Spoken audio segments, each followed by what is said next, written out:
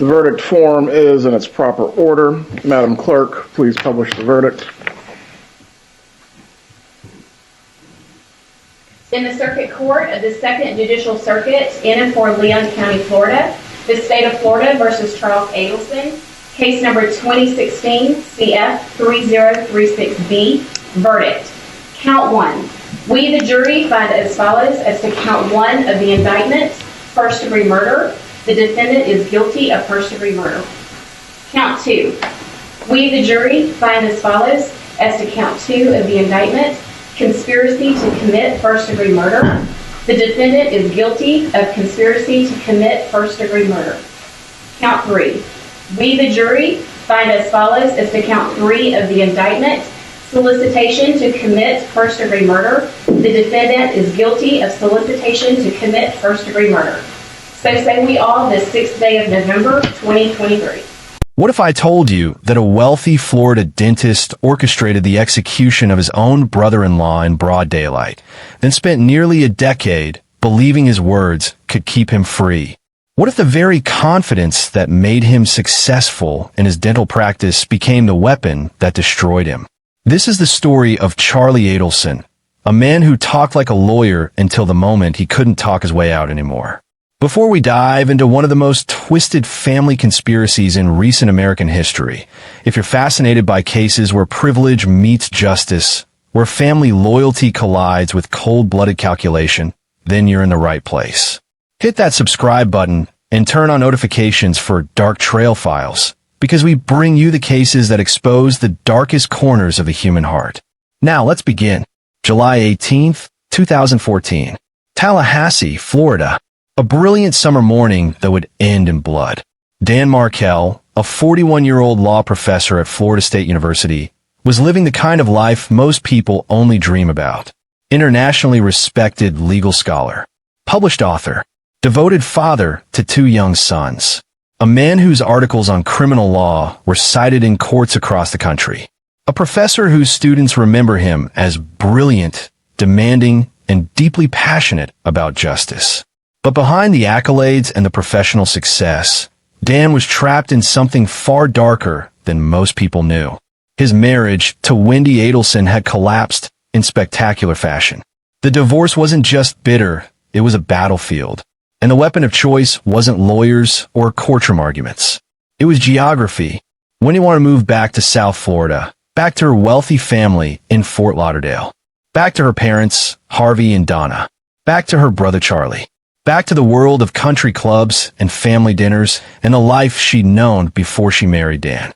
But there was one problem standing between Wendy and that homecoming. His name was Dan Markel. The custody agreement was ironclad. Dan had won. The boys would stay in Tallahassee. Wendy couldn't take them to Miami without his permission, and that permission would never come. Dan loved his sons. He loved being their father, and he wasn't going to let them be taken 300 miles away from him. For a family accustomed to getting what they wanted, this wasn't just an inconvenience. According to prosecutors, it became an obsession. The Adelson family had money, substantial wealth built on a successful dental practice.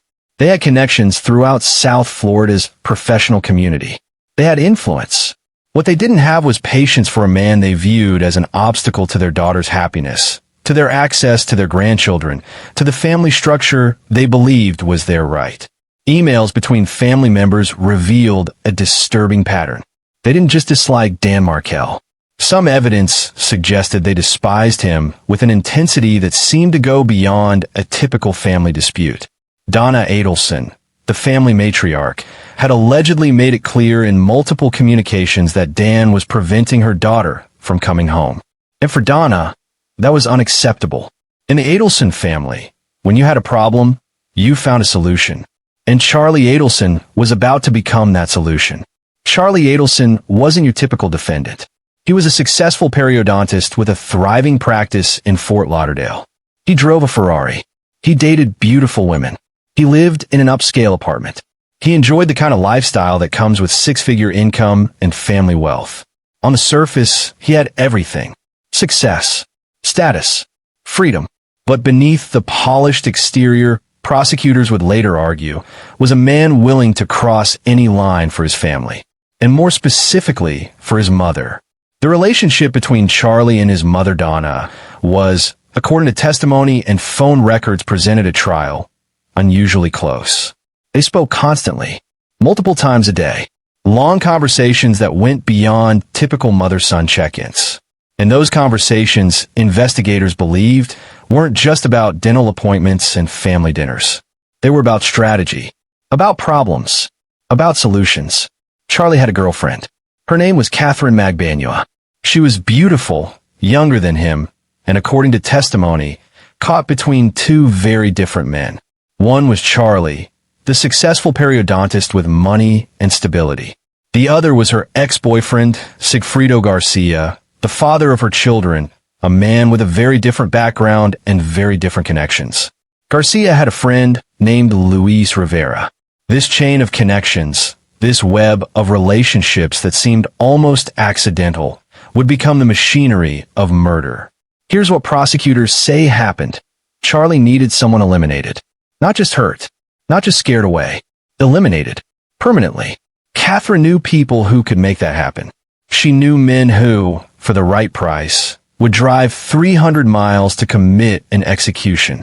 And for $100,000, two men would make that drive from South Florida to Tallahassee to execute a law professor in his own driveway in broad daylight.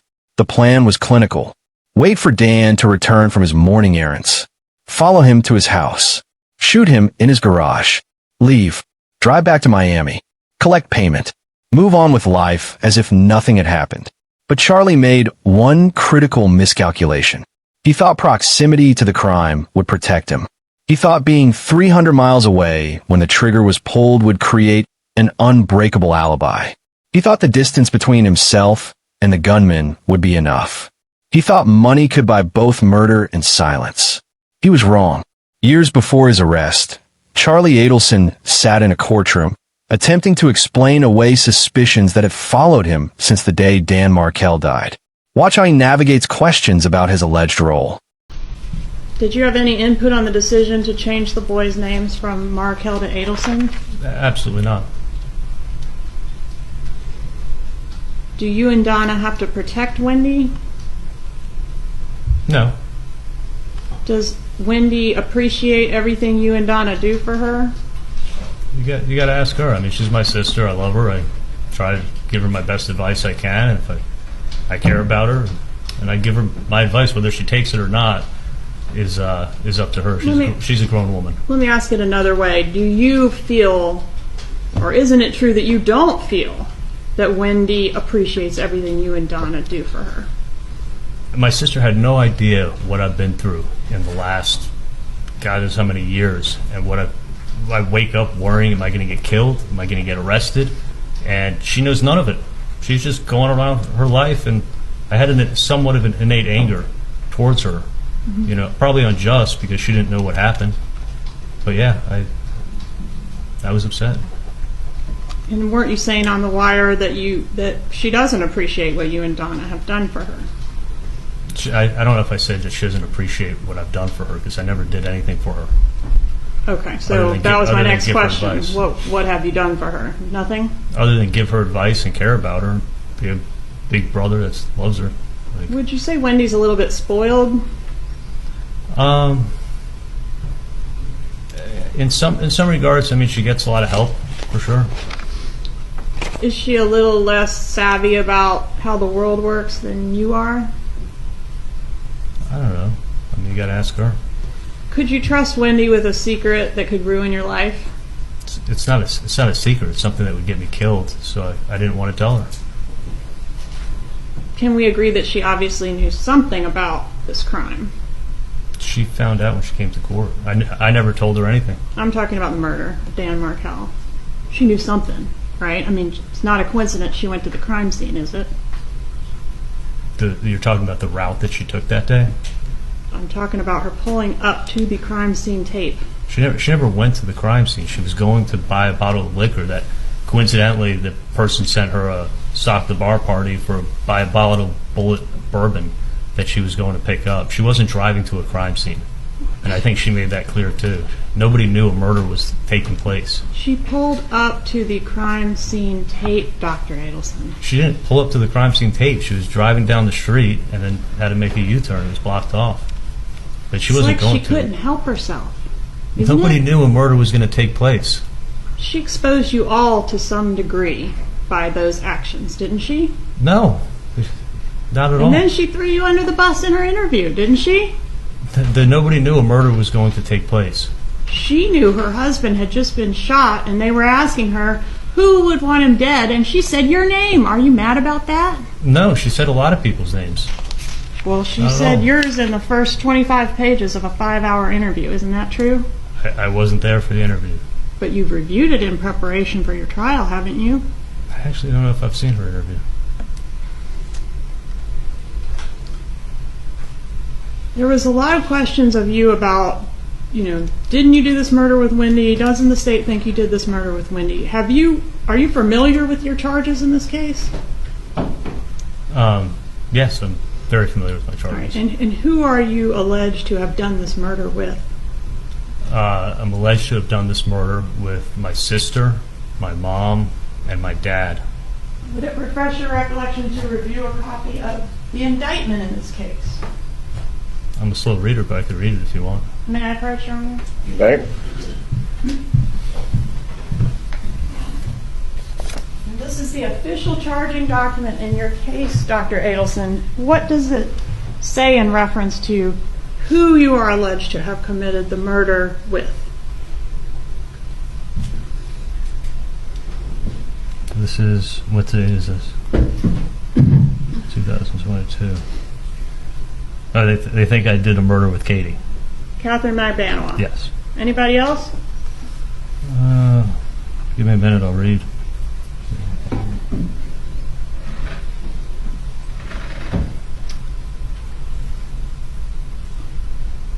They got Luis Rivera in here. They got Sigfredo Garcia. As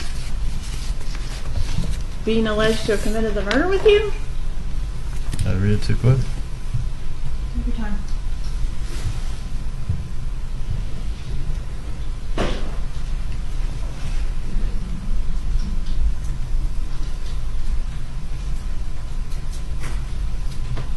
Should just be at the very top of each charge. On or about July 18th, 2014, did unlawfully. Okay. Yeah, Katie. Katherine Okay. Magbanua.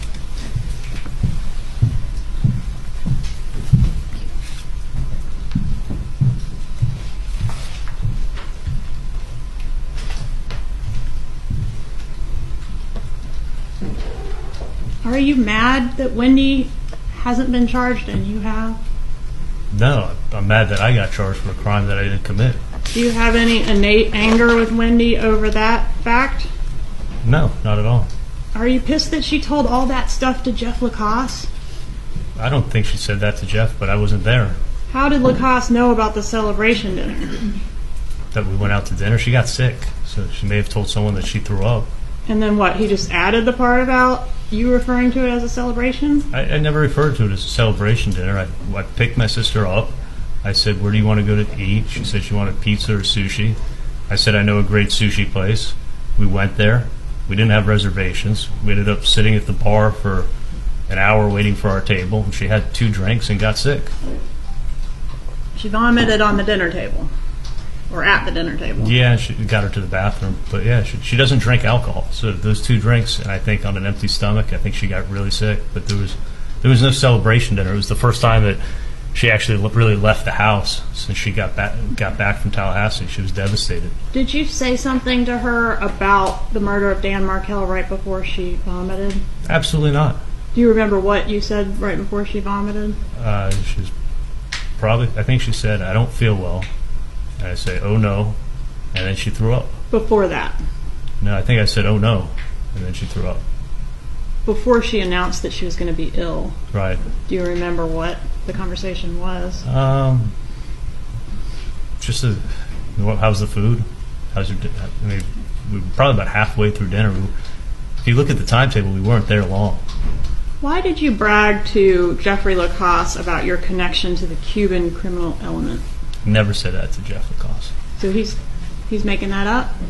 If he said it, I never said it. Well, you were in here when he said it, weren't you? I heard him say it, yeah. But I never said that to him.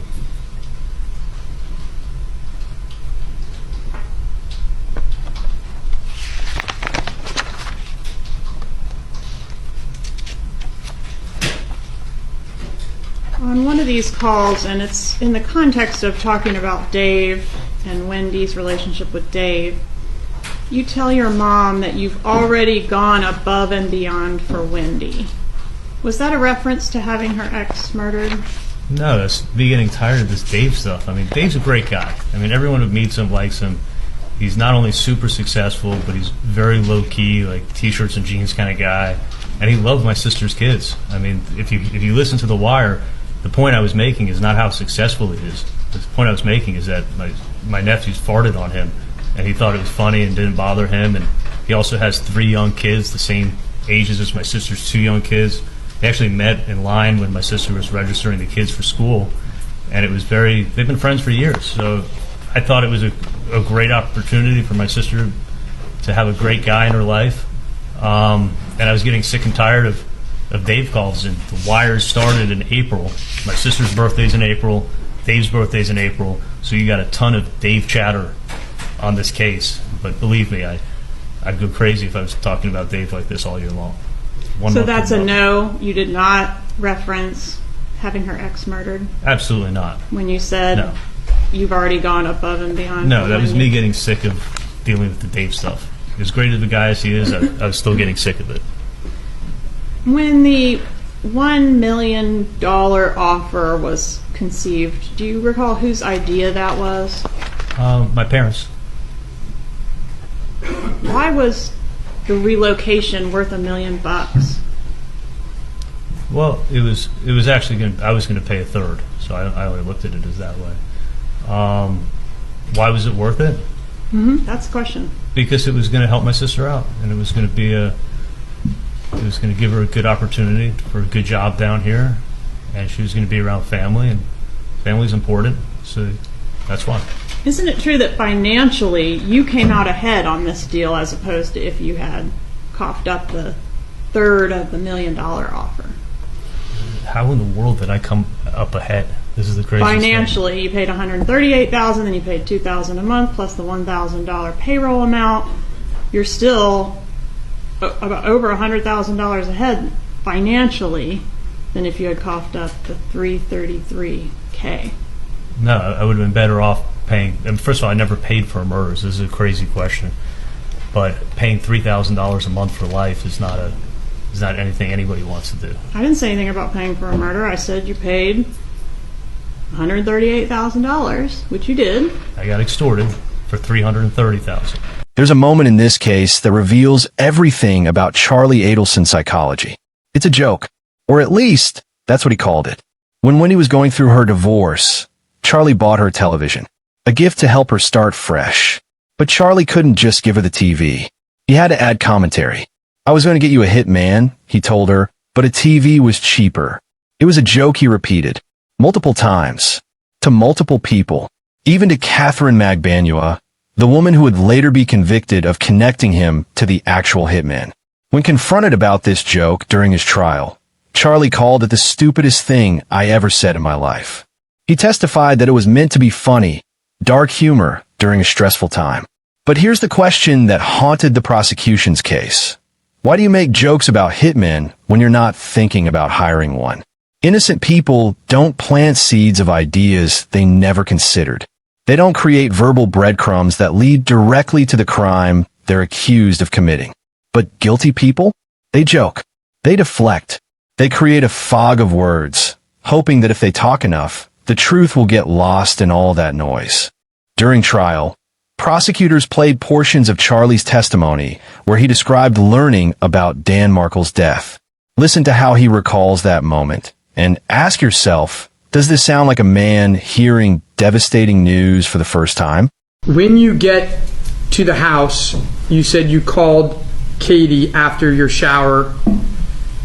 Why did you call her? To see if she was still planning on coming over and what time she was going to be there, because it was already like 10:15.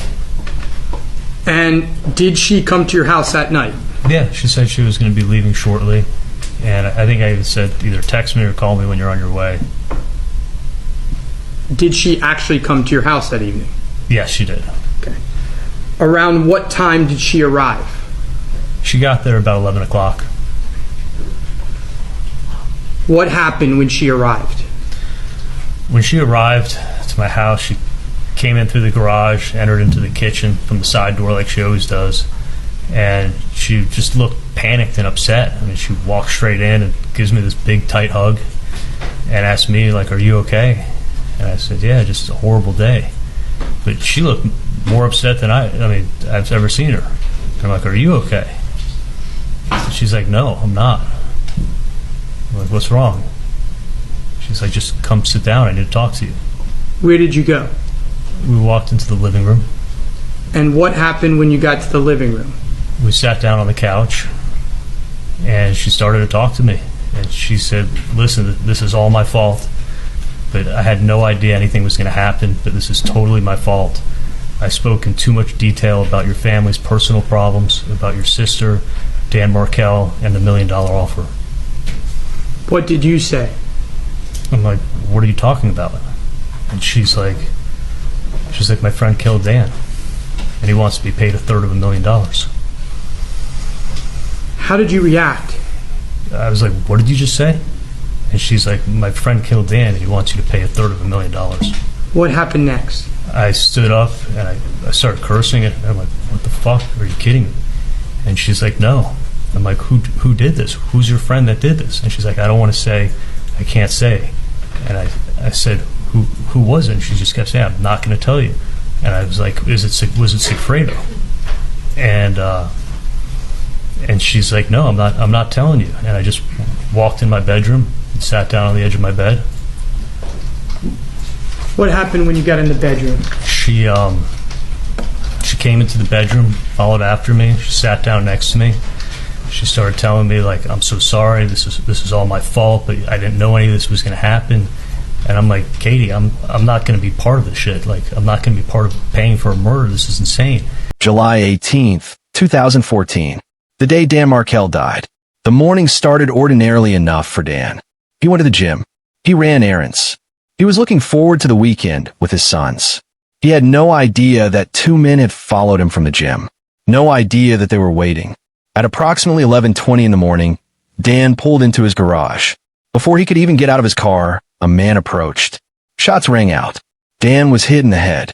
He slumped over in his vehicle. A neighbor heard the shots and called 911, but it was too late. Dan Markel would die the next day at the hospital. 300 miles away in Fort Lauderdale, Charlie Adelson testified that he was in the middle of performing dental surgery when he got the call. His mother, Donna, on the other end. Dan had been shot. His reaction, according to his own testimony, was shock, disbelief. But phone records told a different story. Within hours of Dan's shooting, there was a flurry of phone activity between Charlie, Katherine Magbanua, Sigfredo Garcia, and Luis Rivera. Calls, text messages, communications that prosecutors would later argue weren't about grief. They were about logistics, about making sure everyone had their story straight.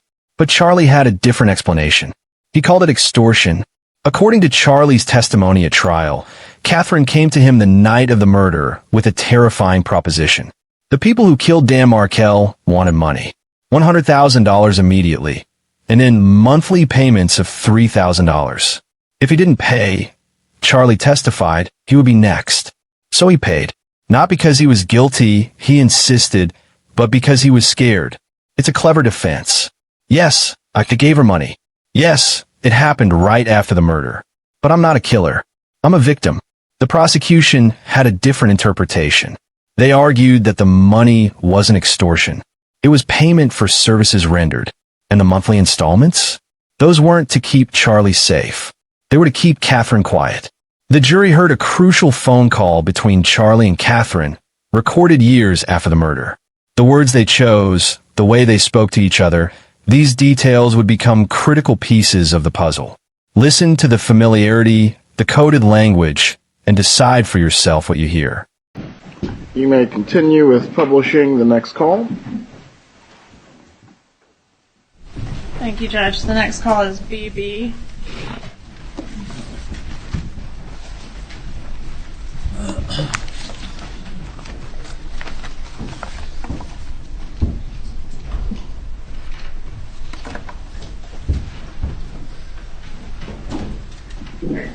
What happened?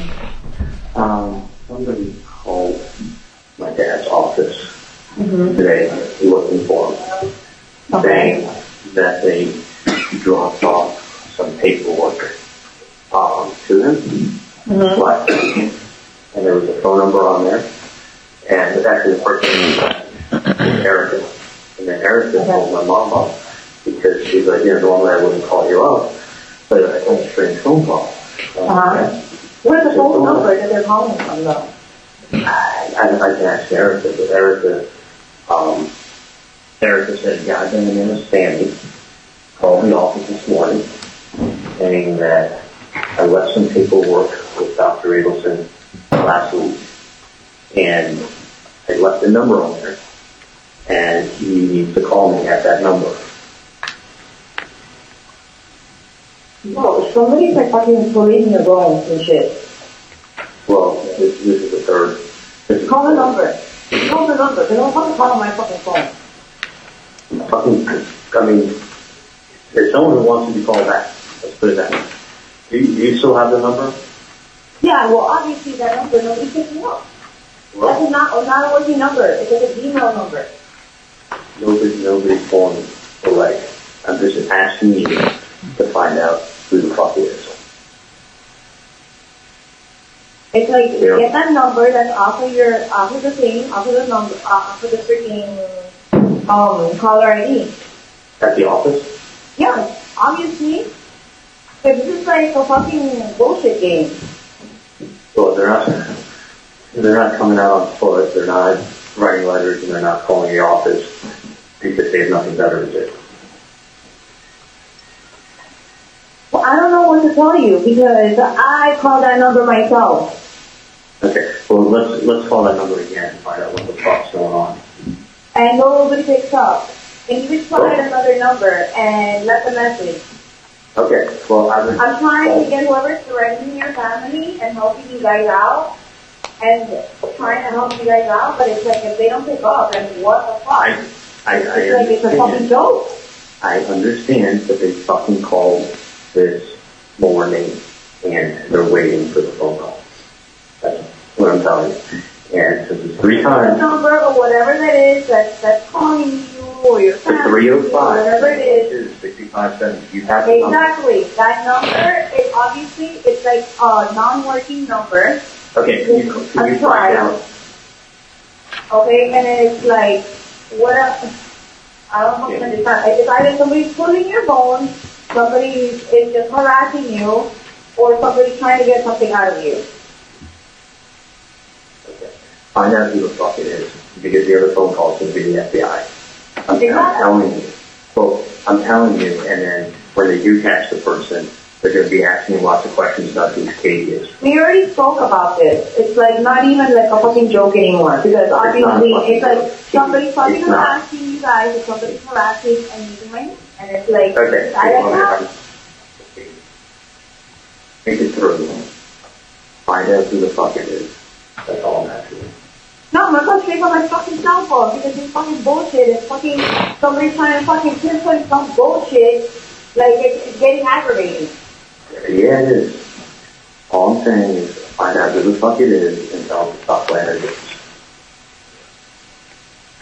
I don't know who you have to talk to, but it needs to be nipping the butt. No, man, I'm gonna handle this shit myself, bro. Because this is some fucking bullshit. I'm gonna handle it my motherfucking self. Well, straight my motherfucking number. They fucking if Erica wants to call back and I go, is this the right number? Okay, I have your fucking whatever fucking shit taken care of. Okay, because this is fucking bullshit. Find That's out. correct, bro. I'm about to go to that fucking FBI. I'm fucking getting irate with this shit already. It's either the FBI fucking playing games or fucking whatever it is because I'm fucking being pissed. Alright, go find out. That's All I'm the saying, wrong phone number. Maybe you're Okay. an idiot. You gave a fucking wrong number. Get the fucking number and fucking call because I'm gonna call them. okay, And fucking like to me, I don't even fucking give a shit about all these fucking coach shit, whatever shit anymore. I'm pissed the fuck off. Like, I'm gonna fucking go to the hospital now. okay, well, either you go to the cops or we go to the cops. Exactly. We'll find out. We're We'll both find gonna fucking go out. to the hospital because this is fucking bullshit. We'll find out who the fuck this is. Because this person evidently knows you and knows your family. Yeah, They know me, and they know my family. You don't think they're not fucking scared the shit out of me? Like somebody fucking saying my name out loud or whatever? Whatever. If someone's messing with you, they're messing with me. If someone's messing with me, they're messing with you. It's one and the same. So what I'm saying is, find out who the fuck That number doesn't is. fucking work. If you can get a hold, you go to different offices, call the motherfucking number. Please, the fucking number works. Bottom line. Because I tried myself and that shit does not work. Please, call them, find out who the fuck it is now. Trust me on this. Find out who the fuck it is. Get the number, listen to me, and get the number and something wrong with the thing because there were I already did. people. I'm gonna call your parents to go fucking FBI. We're all fucking doing this thing and fucking go and fucking report whoever's around you. That's it. Okay, I gotta get back to this. You have the number I gave you the other day. I have the fucking number. And I Okay, told good. you. Call it. Listen, I called the number. This is not a working number. Good. Get the number that calls your fucking office.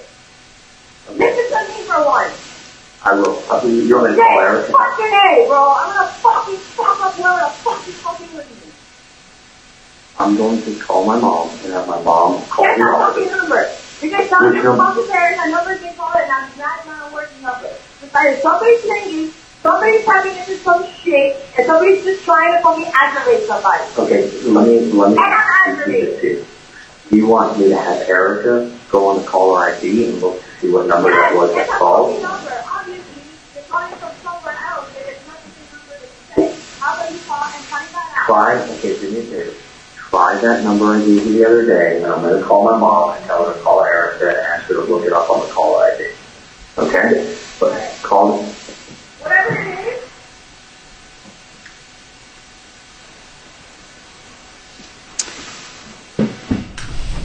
All right.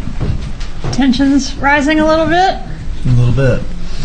April 2016, nearly 2 years after Dan Markel's murder. Charlie Adelson and Katherine Magbanua met at a restaurant called Dolce Vita in Miami. What Charlie didn't know was that the FBI was listening to every word. The recording from that meeting would become one of the most damaging pieces of evidence against him. Not because of what he explicitly said, but because of what he didn't say. Because of how he said it. Because of the assumptions embedded in his casual conversation. They talked about the situation, about whether it could come back on them, about staying quiet, about being careful. At no point in that conversation did Charlie say, "What are you talking about? I had nothing to do with Dan's murder." Instead, he engaged. He problem-solved. He strategized. Later, the FBI went even further. They had an undercover agent call Charlie, pretending to be someone with information about the case. Charlie's response? Not outrage, not confusion, but negotiation, calculation. The verbal patterns of someone trying to manage a crisis, not someone hearing false accusations for the first time. When an undercover FBI agent contacted Charlie, posing as someone with information about the case, his response was telling. This wasn't the reaction of an innocent man being falsely accused.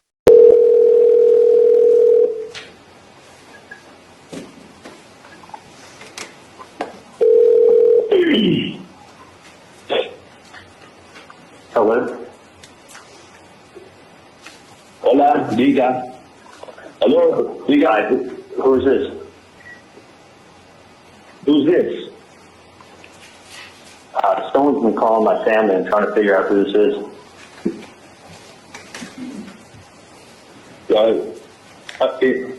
In reference to what, man? Someone by the name of Sammy called. Yeah, that's me, man. All right, what's going on? Well, what's going on is My brother Tato. Okay, my brother Tato has not been taken care of. His family's not been taken care of. I talked to a dentist. Why are you calling me? Who are you? I gave the number to a lady. I don't know Tato. You don't know Tato? I'm sure you know Katie and Tuto. They've been taken care of since the family problem been taken care of up north. I don't know who you are. You don't? Well, this isn't going away, my friend. Because let me tell you something. I was at Broward with Tato, and he told me the whole story. He told me nobody was taking care of him. Nobody was taking care of his family. The family was taking care of Katie and Tuto, and nothing's been taken care of with Tato. So we know what's going on. And Tato needs to be taken care of. Do the right thing. The lady already has the paperwork. She knows what I'm talking about. We know Katie. We know Tuto. We know they've been taken care of.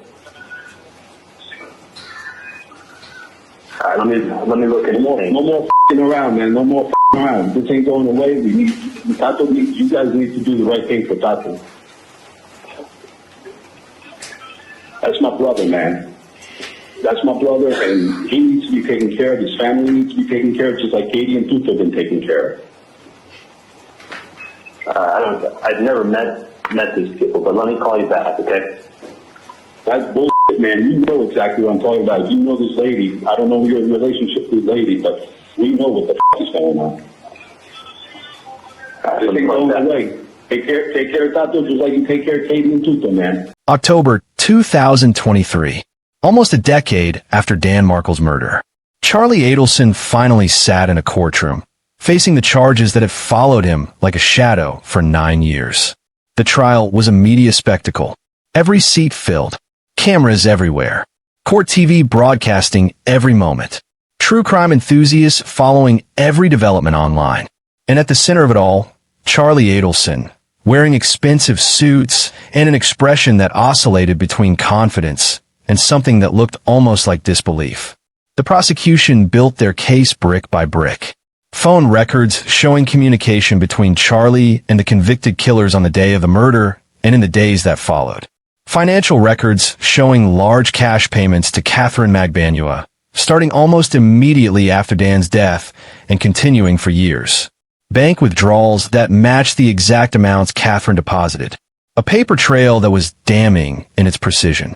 Then there was the testimony of Luis Rivera, who had taken a plea deal in 2016 and now pointed directly at Charlie as the man who funded the murder. Rivera described how he and Sigfrido Garcia made the trip to Tallahassee, how they followed Dan from the gym, how they waited for the right moment, how Garcia pulled the trigger while Rivera drove, how they rushed back to South Florida, believing they had committed the perfect crime. Katherine Magbanua also testified, though her testimony was complicated by the fact that she had been convicted in a separate trial and was already serving a life sentence. She had denied involvement in earlier trials, but now, facing Charlie across the courtroom, she told a different story. She said Charlie had orchestrated everything, that he had used her connection to Garcia, that the money wasn't extortion, it was payment. And then there was the testimony of Wendy Adelson herself, Charlie's sister, the woman whose custody battle had allegedly started this entire conspiracy. Wendy took the stand and denied any knowledge of a murder plot. She painted herself as a victim of her brother's alleged actions. She confirmed that Charlie had made the joke about the TV being cheaper than a hitman, but insisted it was just a tasteless joke, nothing more. She had been granted immunity for her testimony, and she used every word carefully, navigating questions with the precision of someone who understood exactly what was at stake. But the most dramatic moment came when Charlie himself took the stand. For hours, he testified. He explained the extortion story in exhaustive detail. He talked about his fear, his confusion, his belief that he had no choice but to pay. He described the moment Katherine allegedly came to him with the threat. He recounted conversations, timelines, his thought process. He answered questions from his own attorney with the smooth confidence of someone who had rehearsed every answer, someone who believed that if he could just explain it clearly enough, the jury would understand. But then came cross-examination. The prosecution confronted Charlie about what they called coded language in his conversations. His response was defensive, almost angry. Watch how a man who had maintained composure for years begins to crack under the pressure of direct accusation. I was approached by another extortionist today. Does she say that? No, she's talking very carefully. And you say carefully, but isn't carefully the same thing as code? No, they're two totally separate things. You know the difference? You weren't really giving her money for a TV, were you? Giving her money for a TV. This TV is probably going to be about $5. I Okay. need you to bring cash tonight. I wish she picked another object on planet Earth other than TV. But TV is code for absolutely nothing. There is no code in this case involving TV. And you keep circling and circling and circling TV, you're wrong. Is it a coincidence that the repair of the TV that you bought Wendy as a divorce gift because it was cheaper than hiring a hitman is your sister's alibi for the murder, and then your mom brings up TV first call on the wire? It's not an alibi for a murder. She had a broken TV. You got to ask Lincoln who threw the remote at the TV. Was it a coincidence? Is the TV thing a coincidence? That's what I hear you say. Oh, that the repairman was there that day? Yes, sir. Yeah, that is a coincidence for sure. There's a And couple all of coincidences in this case. I'm sorry, I cut you off. I said there's a couple of coincidences in this case. I mean, she had people send her an email to go buy a bottle of Bullet bourbon for their Stock the Bar party, and she was driving to a liquor store to buy a bottle of Bullet bourbon on that day, at that time, and her friend sent the email, and you have the email and evidence. Like, is that a coincidence? Yeah, coincidences happen. And the you might not be the right Katie talk, that doesn't seem to really fit with your theory of the case, does it? What was your explanation for that? Why you kept saying you might not be the right Katie? I mean, she's definitely the right Katie, right? Absolutely. She knew it was. I was implying it was her. I was just trying to say I'm not setting you up, but I need your help. On call B, you call your mom back, and you say, you probe her a little bit, and ultimately you say, you think someone's trying to blackmail you? That's crazy. Why does it sound like this is something that's new and unfathomable to you at that moment? Well, because I wasn't even following what my mom was talking about on the first call. And on the second call, when she shocked me when she said that. And I'd been extorted before, and her saying to bring cash, everything just didn't sound right. Could we play clip 4, please? This is from Dolce.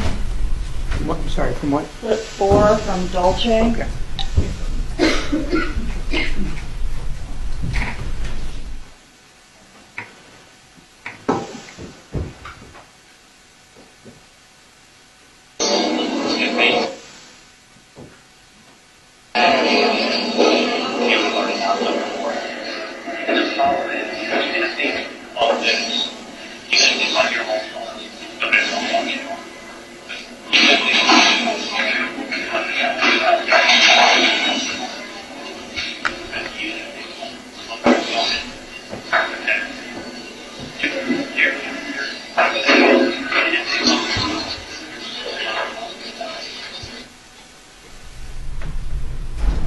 Even if they had any evidence, the first words out of your mouth on this clip, even if they had any evidence.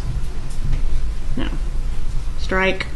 The quote is, if they had any evidence, we'd have already gone to the airport. And I know you already testified about this, but does an innocent person say, if they had any evidence? Right. Katie's saying it's the police, and I'm saying that we're innocent. They're not going to have any evidence to show we were part of something that we were part of. If we had any part of this, we'd be going to the airport right now. And I Isn't still say it the true, same doctor, thing. that they're not going to have any evidence because you were careful? No, because we weren't a part of this. You were smart. No, we weren't a part of this. You walled yourself off from I the was killers. sure they're not going to have evidence to show I did something I didn't do. So we're not running to the airport. And you're untouchable, right? No, we didn't do a murder. I wasn't part of a murder. There's no reason to run to the airport. In the next clip, you're discussing what's going to happen if this person that did the bump goes to the police. And you're going through all these scenarios, these possibilities. Wait, if he goes to the police? Yeah, the blackmailer goes to the police. They're going to say, "Where's the weapon?" And he's not going to know. He's just going to have hearsay, basically. Someone told me they did it, and it's not going to be enough to get the investigation anywhere. Why are you thinking through the possibility of the blackmailer going to the cops if the blackmailer doesn't have any dirt on you to take to the cops? I wasn't thinking about the blackmailer. What I was trying to say is I don't know anything about Sigfredo. I don't know anything about this crime. I was trying to tell her that I'm harmless. I don't have any knowledge of what went on. Like, the last thing I wanted is that now that she's saying it's the police, is someone to come and kill me and think I'm some kind of loose end. So that's why I'm saying that. But that's not what you're saying. You're saying if this is a person that Luis Rivera ran his mouth to, and they go to the police, it's going to be worth zero. Because they're not going to know anything other than, hey, my brother told me this. I don't know if I was saying with someone who knows Luis Rivera. I was trying to make a point that I don't know anything. And then you suggest what they would have to do is get him to wear a wire and get the person to confess, and that's probably what this could be, an effort to do, right? Well, they're thinking that we were part of a murder. So this was the same thing I said before, is that this is their theory. So this is a police tactic, and it could be either a bad guy or the police, and this is how they're pursuing it. Exactly. So as long as you keep your mouth shut, you can get away with murder, right? No, not at all. Isn't that what you told Ryan Fitzpatrick? No, Ryan Fitzpatrick is someone who stole over $500,000 from me. That's not my question, sir. Sorry. Did you say that to Ryan Fitzpatrick? No, never. Never at all. Why do you go into so much detail about rental car examples? Let's start with, strike that. Can you agree that the Prius, you knew that the police were looking for a Prius at the time you met at this Dolce Vita restaurant? I think it had been released at that time. All right, and you heard the recording. You're arguing. Let's play the clip. This is going to be clip, I think let's play 7 and 8, please. Dolce.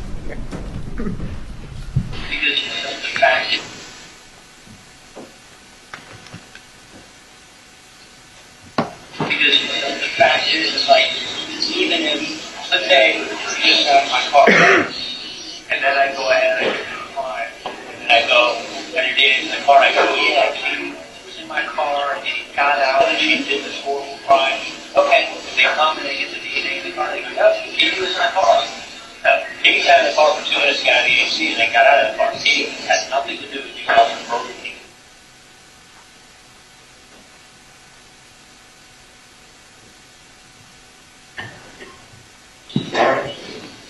Outside of that, there's no evidence.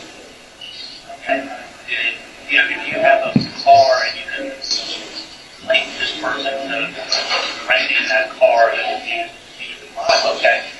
But you have to prove that they were also driving that day too. They didn't rent it and lend it to a friend. What if you rented a car and hey, I go, Katie, can I borrow it for the weekend? I'll bring it back on Tuesday. You go, yeah, sure. So you rented the car.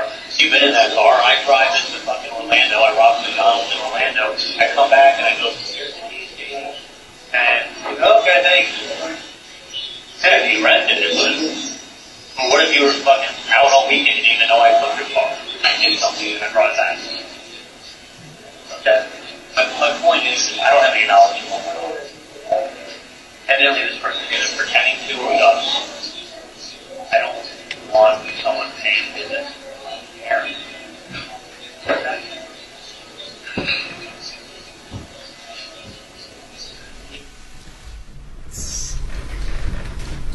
Sounds like you're saying even if they track down the Prius, even if there's DNA or fingerprints in the Prius, meaning like they can link someone to the Prius, that's not going to be enough evidence to make any arrests in this case. Is that what you're saying? No, not at all. What I'm doing is I'm restating. You've answered my question. Can I give you an on redirect? You'll have an opportunity. Well, my question was. One moment. My question We're not was, just wildly arguing. Mr. Adelson, please answer the question. Okay. I can just ask you a yes or no question. Please allow me to answer your question. Okay. Can I? Yeah. Okay, sure. Help yourself out. What I was saying to Katie is that the information she had just told me in the car about Sigfredo not being there when the crime was committed, she told me that Sigfredo was high on drugs at the hotel and that Luis had rented a car and that he's the one who killed Dan. And I'm restating to her that I don't have any knowledge of what went on, and that all I know is that Sigfredo wasn't even there when this happened. So that's what I'm restating to her. That Sigfredo can't be caught even if he's connected to the crime, to the car? I know that Sigfredo wasn't the one who killed Dan. Okay. Prosecutor Georgia Kappelman stood across from Charlie Adelson and asked the questions he'd been avoiding for nearly 10 years.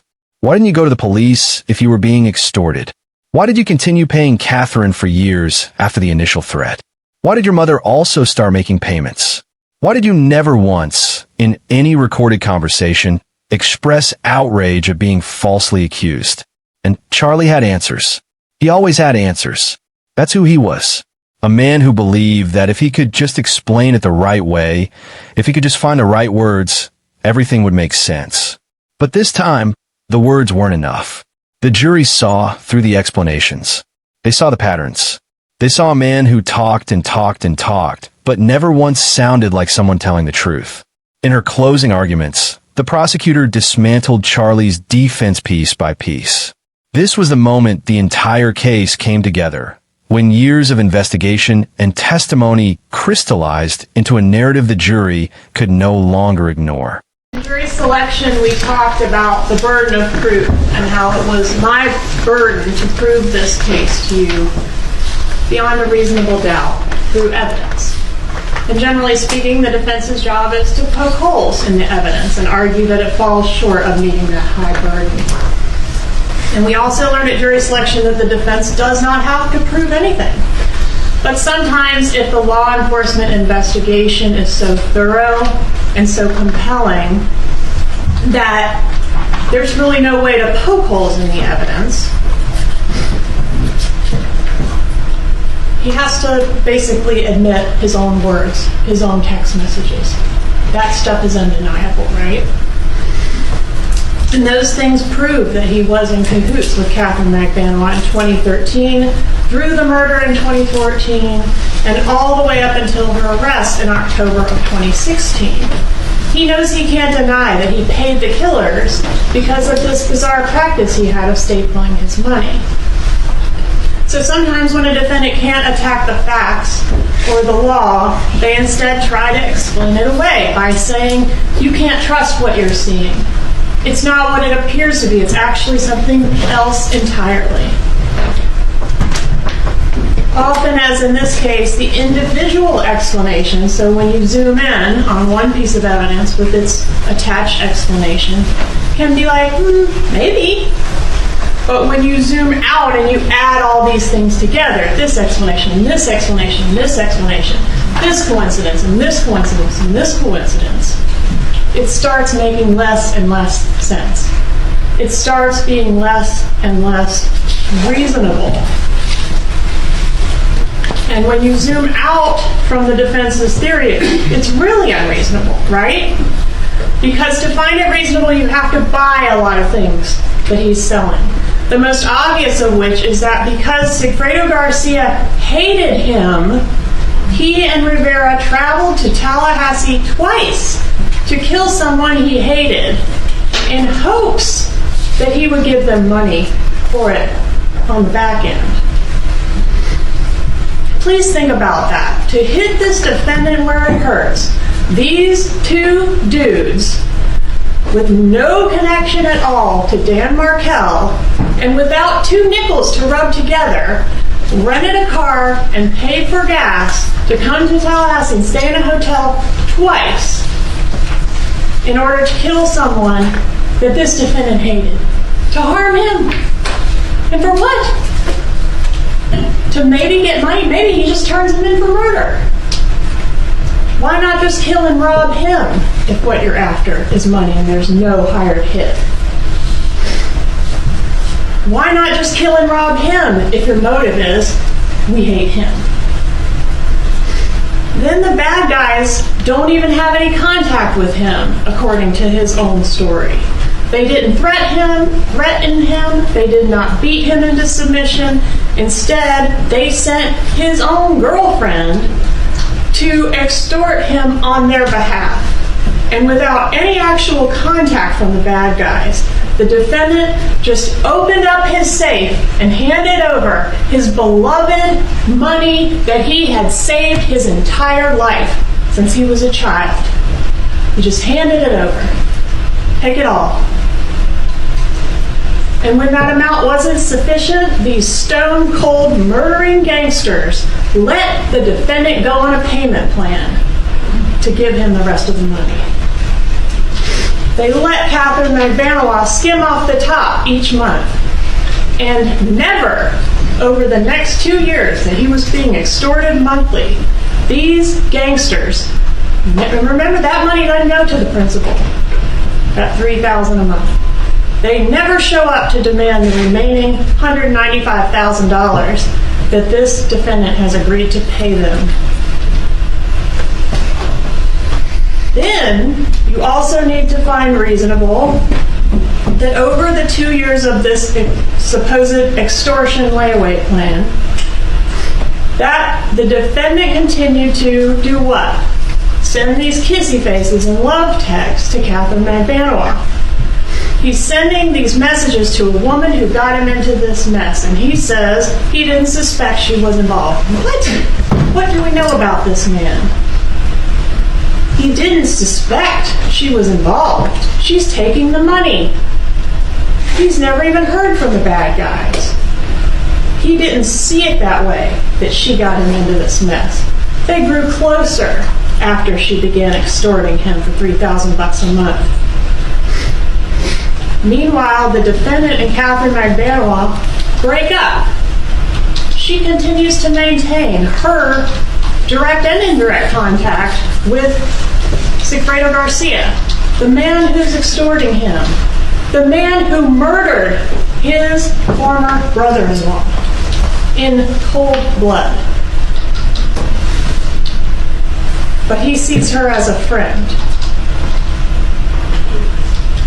The kissy faces and the I love yous continue. Even after Katherine Magbanua got back together with the man who executed Dan Markel, the father of his young nephews, and a guy who's actively extorting him, this defendant continued to reach out to her over and over again to offer her favors and gifts, including a birthday gift for Garcia, and to tell her he loves her and how lucky he is to have her in his life. Lucky? Next, to find a reasonable doubt here, you have to find it reasonable that the defendant never texted or talked about this first layer of extortion. Why? According to him, because Katherine Magbanua said, let's never talk about this. So they didn't. Then you have to believe he never reported or revealed this information to law enforcement out of fear of the gangsters. And finally, you have to believe that this living in fear of death by gang members over 2 years didn't cause a change in his general demeanor that his friends noticed, but later the bump from law enforcement did. He says that's because, well, I became worried that I might be falsely arrested. So I wasn't a hot mess when I was being extorted by gang members and threatened to be killed and my whole family killed. But I became a hot mess when I started to get worried that the cops might be getting closer. And I have no real way of knowing if all this stuff sounds ridiculous to you, if it sounds reasonable to you, or if y'all just heard so much stuff that you're totally confused and can't even remember what the evidence in the case showed. But they only need to get one of you confused enough to derail this whole thing, right? So I've got to go through each thing with you. your verdict has to be unanimous. So I want to go through the testimony, I want to review the evidence, and I want to spend a little bit more time talking about this multitude of explanations the defense has offered in an effort to really turn each piece of evidence on its head.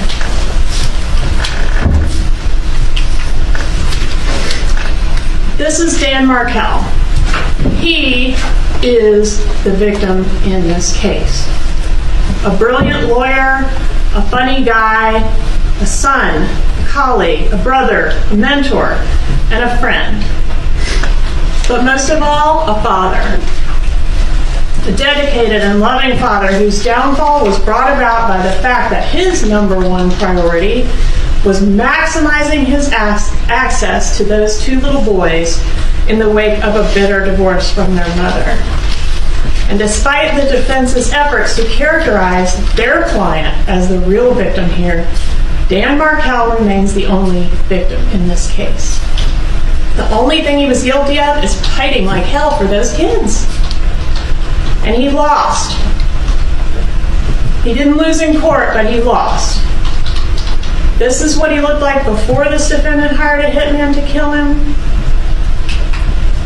And this is what he looked like afterwards. The evidence has shown that on July 18th, 2014, this brilliant man was gunned down in broad daylight in the driveway of his own home. His horrific death ultimately set police down two separate paths following the two most promising leads they had. The first was to chase down that Prius that Mr. Geiger saw fleeing the crime scene.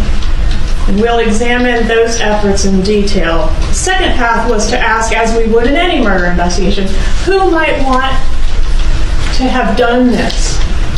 Who would want Dan Markel dead? November 6th, 2023.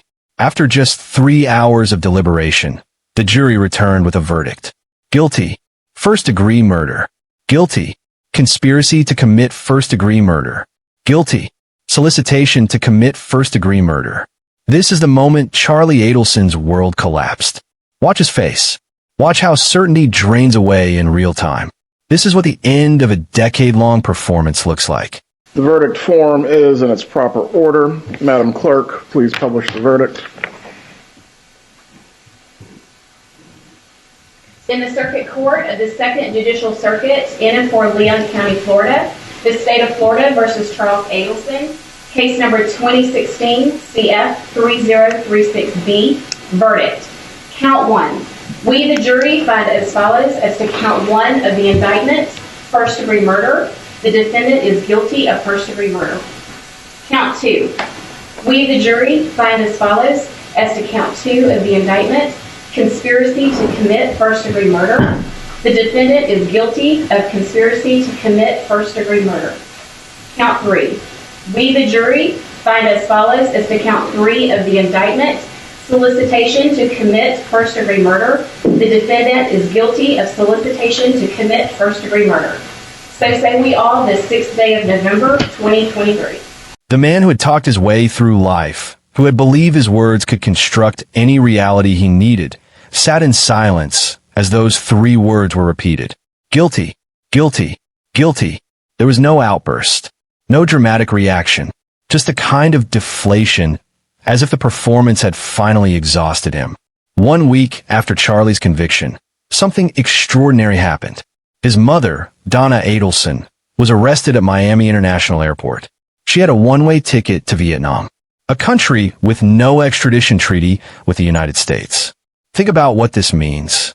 Your son has just been convicted of murder. He's facing life in prison. And instead of staying to support him, instead of fighting for appeals, you buy a one-way ticket to a country from which you can never be brought back to face charges. Donna's lawyers would later claim she was simply taking a trip, that she was distraught and needed to get away. But prosecutors saw it differently. They saw a woman who knew exactly what was coming, who had sat through her son's trial and understood that the evidence pointing to her was just as strong. When Donna was arrested, she broke down. But even in that moment, the focus wasn't on grief for what had happened to Dan. It was about what this meant for her. Donna was charged with first-degree murder, conspiracy, and solicitation. The exact same charges her son had just been convicted of, and the evidence against her was substantial. Phone records showing constant communication with Charlie. Financial records showing she had also made payments to Katherine. Testimony about her animosity toward Dan. But perhaps most damning was something called the bump. This was a recorded conversation between Donna and Charlie at a restaurant, captured by law enforcement. In it, they discussed the problem, using careful language, avoiding explicit statements. Hours after his conviction, Charlie spoke with his mother Donna from jail. The conversation revealed a family dynamic unlike any typical mother-son relationship. Listen to how they speak to each other, what they prioritize, what they don't say. Hello, this is a prepaid collect call from Charlie. an incarcerated individual at the Leon County Jail. This call is not private. It will be recorded and may be monitored. If you believe this should be a private call, please hang up and follow facility instructions to register this number as a private number. To accept charges and consent to this recorded call, press 1. Thank you for using Securus. You may start the Charlie. conversation now. Charlie. Hey. Hey there, how are you? How are you? Okay. I'm all right. Where are you? Are you still in that cell? Yeah, I'm still in here. So the chief's gonna see me at some point today, and whenever he comes through, and then supposedly Dan's gonna come to the jail, and I asked them, they said when your attorneys get here, they'll take you out to see them. I'm sure I'll see them behind glass. So I thought Dan. I didn't know that Dan went. I didn't know if he went home or not yesterday. No, he's driving home today. Okay. So they will let you see him today. Yeah, but I mean, it's going to be behind glass. I'm going to be picking up a phone, talking to him through a sheet of glass. So did you get sleep last night? Yeah, on and off. I mean, they got the lights on. It's bright in here. It's like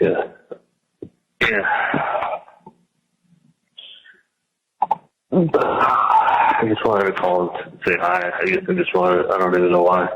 No, that's okay. I'm glad you All did it. I was actually just talking to Dan, so it's not like we were sleeping. Yeah. But You were talking to Dad or Dan? Dan. It's cold. Yeah, but gonna have to talk when we have a moment about things that we need to take care of. Okay? Yeah, I know the money and stuff like that. No, I got you. Roman. How? Roman. And I have things I need to take care of for Roman and ways that we can take care of him and help him. So there's that, which is the most important. And then and figuring out about the dog. So gotta take care of things, Charlie. We gotta take care of things. It's like I'm dead. I mean, I hate to tell you this. It ain't a whole lot different. Oh, fuck.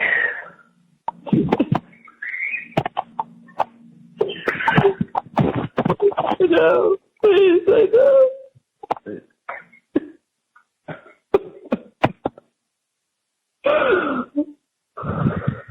Oh, fuck. I listen to everybody. This wasn't a family processing grief. This wasn't a mother comforting her son after a wrongful conviction. This was strategy. This was damage control. The call revealed something chilling. There was no discussion of innocence, no outrage at an unjust verdict. Instead, there was calculation, questions about what evidence the state might have, the language of people managing a crisis they had created. Donna's trial would come in September 2025. She too would be convicted after a jury deliberated for just over 3 hours. She too would receive a life sentence. Mother and son, both now serving life in prison for the murder of Dan Markel. The Adelson family had operated like a corporation. Every problem had a solution. Every obstacle had a price. And when Dan Markel became an obstacle, they found the ultimate solution. But perhaps the most unsettling moment in this entire saga came in footage that seems almost surreal. As Charlie was being transported to his mother's trial, body cam footage captured something bizarre. A man facing life in prison, on his way to watch his mother stand trial for the same murder, eating fast food and appearing almost cheerful. What does this moment reveal about Charlie Adelson? My man. Thank you so much, man. Charlie, we are across the street from the jail. I'll go as slow as I can, but you eat what you. I ain't gonna. You eat it all. I'm not gonna take you out the van until you're done. You good? Any chance I could just take one cup off?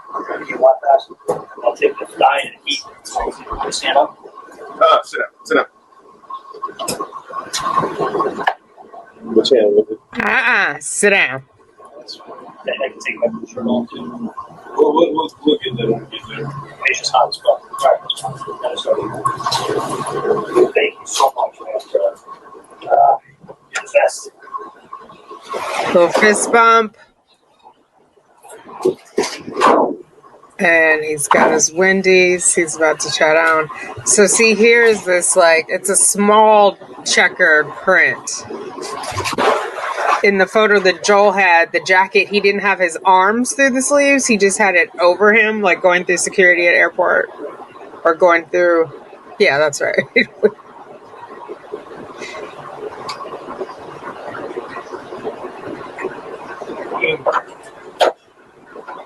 Is that a nugget and some sauce? What kind of sauce, guys? Barbecue? He's like, oh my god. Prison food must be really bad if Wendy's is tasting that good.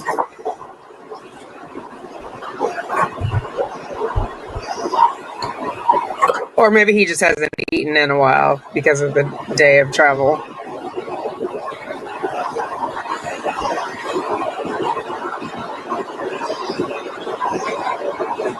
Go Charlie, go Charlie.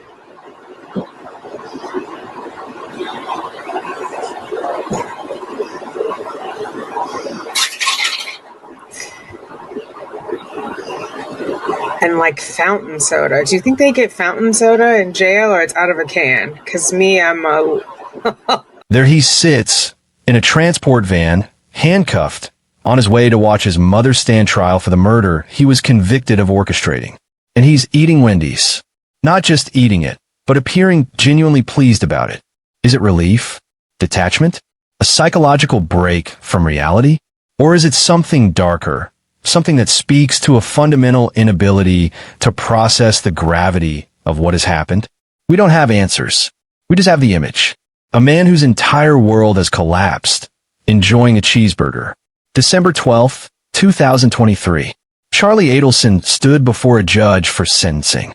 The mandatory sentence for first-degree murder in Florida is life in prison without the possibility of parole. This is the moment Charlie Adelson learned he would spend the rest of his life in prison. After years of fighting, of strategizing, of believing he could talk his way out, he finally faced the reality he could no longer escape. Counts be run concurrently. Very well.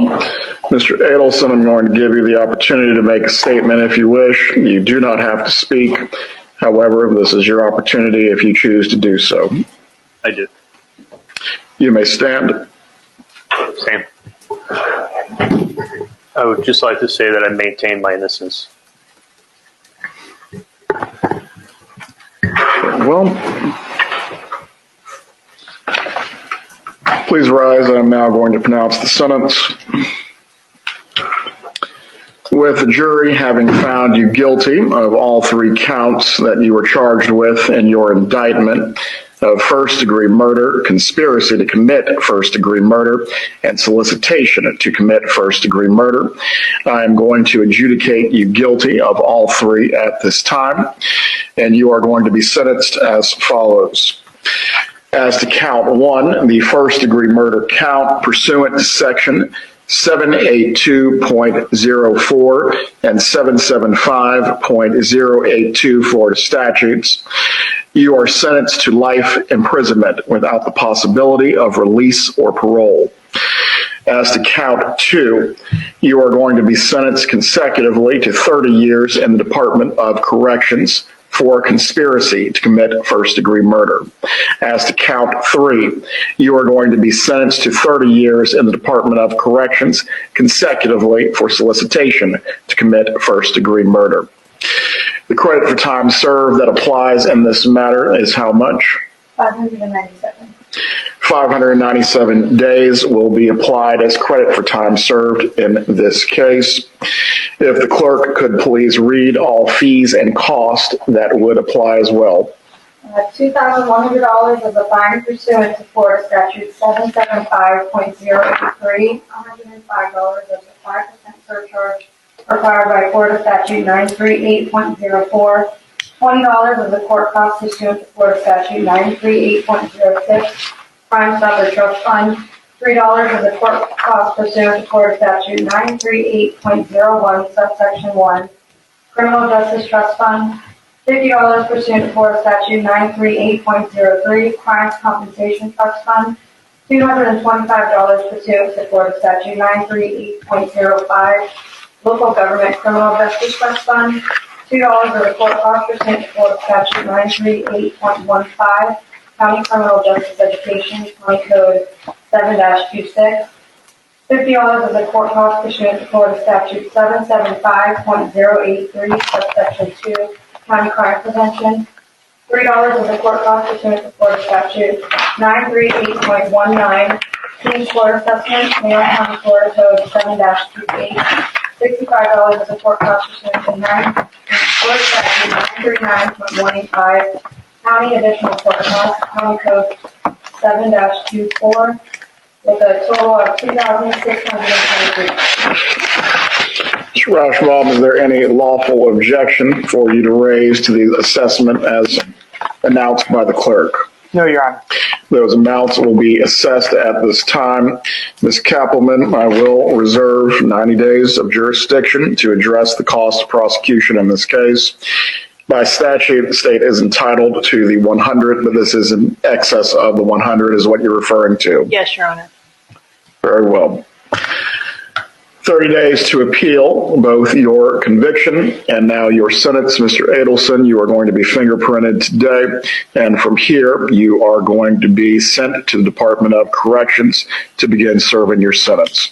Mr. Rauschbaum, if you please can timely file the notice of appeal so that way there is no issues regarding any review of the conviction itself. Does either party have anything further to raise to the court before we finish for today? Nothing from the state. No, Your Honor. We are in recess. Mr. and Mrs. Markel, have a good day. Thank you for being available so you can provide your victim impact statements. Have a good day. Thank you, Your Honor. Thank you.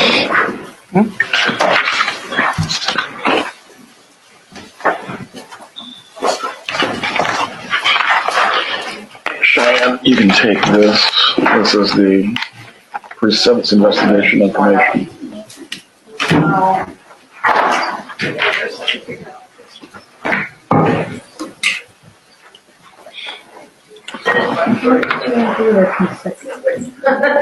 Two count one.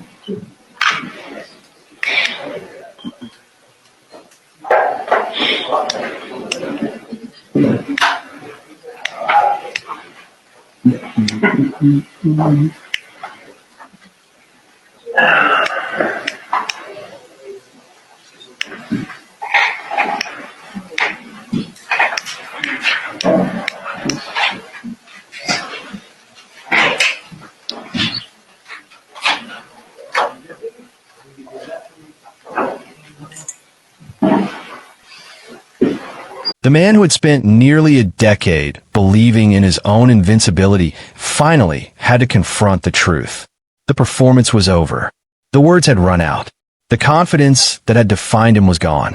He received life in prison for murder, plus an additional 30 years each for conspiracy and solicitation. Even if some miracle occurred with a murder conviction, he would still die behind bars. Dan Markel's parents, Ruth and Phil, gave victim impact statements. They spoke about their son, about their grandsons, who they had been prevented from seeing for years, about the hole in their lives that would never be filled. And Charlie Adelson listened. Whether he heard them, whether any of it penetrated the layers of self-preservation and denial he had built up over the years, we'll never know. 5 people have now been convicted in the murder of Dan Markel. Luis Rivera, the shooter's friend, took a plea deal and is serving a reduced sentence. Sigfrido Garcia, the man who pulled the trigger, is serving life without parole. Katherine Magbanua, the connector between the Adelson family and the killers, is serving life plus 60 years. Charlie Adelson is serving life plus 60 years. Donna Adelson is serving life plus 60 years. But there's one name that appears in every trial, every testimony, every piece of evidence. Wendy Adelson, the ex-wife, the sister, the daughter, the woman at the center of the custody battle that allegedly sparked this entire conspiracy. Wendy has testified in every trial. She has been granted immunity for that testimony. She has consistently denied any knowledge of a murder plot. And as of today, she has not been charged with any crime. But the questions persist, because Wendy benefited from Dan's death in ways that are impossible to ignore. After he died, she got what the custody agreement had denied her. She moved back to South Florida with her sons. She returned to her family. She got exactly what she wanted. Prosecutors have been asked repeatedly whether Wendy will face charges. Their answer has been consistent. Stay tuned. When asked directly if Wendy should be worried after her mother's conviction, prosecutor Georgia Kappelman simply said everyone can keep watching. The question hangs in the air. Did the woman whose divorce started everything know? Was she involved? Or is she, as she claims, another victim of her family's actions? Some point to her behavior on the day of the murder as suspicious. Security footage shows her driving near Dan's house around the time of the shooting. Phone records show she called Dan multiple times that morning, asking about his schedule. But suspicion is not evidence. Questions are not proof. And so far, whatever evidence exists has not been deemed sufficient to bring charges. We don't have that answer. Not yet. But in a case where a family turned murder into a business transaction, where a mother and son are both serving life sentences for the same crime, anything seems possible. Charlie Adelson believed words could save him. He believed that if he talked enough, explained enough, performed confidence well enough, he could construct a reality where he was innocent, where payments were extortion, not murder for hire, where coded conversations were misunderstood, not incriminating. For most of his life, words had worked for him. He had talked his way through dental school, built a successful practice, navigated relationships with charm. Words have been his tool, his weapon, his shield. But reality doesn't work that way. Truth doesn't care about performance. Justice doesn't respect eloquence. And juries can tell the difference between explanation and deception. In the end, Charlie Adelson talked himself into prison. Every joke about hitmen, every coded conversation with Katherine, every carefully chosen word in those FBI recordings, they all became evidence. When guilty people are confronted, they often talk more, not less. They explain. They justify. They create elaborate narratives. Innocent people tend to be simpler in their denials. Charlie Adelson always had an explanation. For the money, for the conversations, for the timing. For every piece of evidence, he had a counter-narrative. But the explanations became more suspicious than silence. The performance revealed itself, and the jury saw through it. This is what happens when you believe proximity creates innocence, when you think money buys silence, when you mistake confidence for invincibility. Charlie Adelson was a man who talked like a lawyer until the verdict was read. And then, finally, he had nothing left to say. This is Dark Trail Files. If this case revealed something about the darkest capabilities of family loyalty and privilege, hit that like button and share this video. Subscribe for more cases where justice catches up with those who thought they were untouchable. And remember, sometimes the most dangerous weapon isn't a gun. It's words used by someone who doesn't understand their weight. Until next time, stay vigilant. Dan Markel's sons are still growing up without their father. A brilliant man is gone. 2 boys lost their father. so a family could have what they wanted. Justice was served, but nothing can bring Dan Markel back.